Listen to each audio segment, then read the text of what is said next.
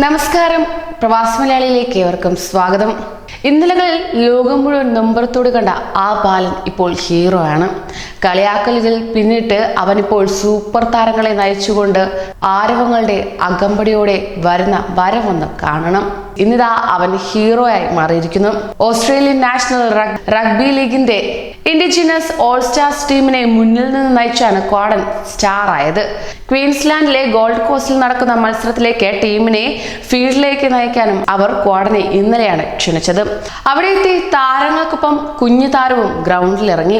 ഇരു ടീം അംഗങ്ങൾക്കും ക്യാപ്റ്റന്മാർക്കും കൈകൊടുക്കുകയും ചെയ്തു. അങ്ങനെ അവിസ്മരണീയമായ ദിവസമാണ് ക്വാഡന് സമ്മാനമായി ലഭിച്ചത്. ഓസ്ട്രേലിയൻ സ്വദേശിയായ എറാക്ക ബൈലസ് ഫേസ്ബുക്കിൽ പങ്കുവച്ച വീഡിയോ ആണ് കഴിഞ്ഞ ദിവസങ്ങളിൽ വൈറലായി മാറിയത്. ഇവരുടെ മകൻ 9 വയസ്സുള്ള ക്വാഡനാണ് പൊക്കക്കുറവിന്റെ പേരിൽ സഹപാഠികൾ കളിയാക്കുന്നത് സഹിക്കാൻ കഴിയാതെ നെഞ്ചു തകർന്ന് കരഞ്ഞത്.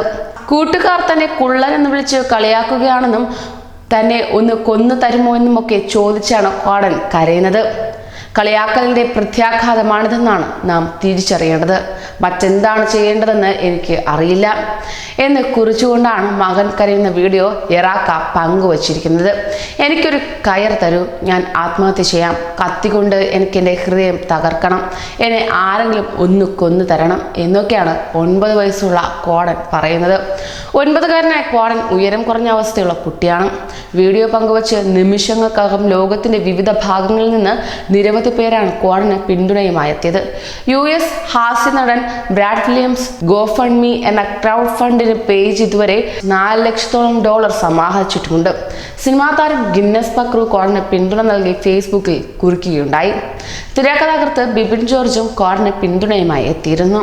ഇത്തരത്തിൽ നിരവധി പേരാണ് ക്വാഡന് പിന്തുണയുമായി എത്തിയത്. ഇപ്പോൾ അവൻ താരമായി മാറിയിരിക്കുകയാണ്. കൂടുതൽ പ്രവാസി വാർത്തകൾക്കായി ഈ ചാനൽ സബ്സ്ക്രൈബ് ചെയ്യൂ.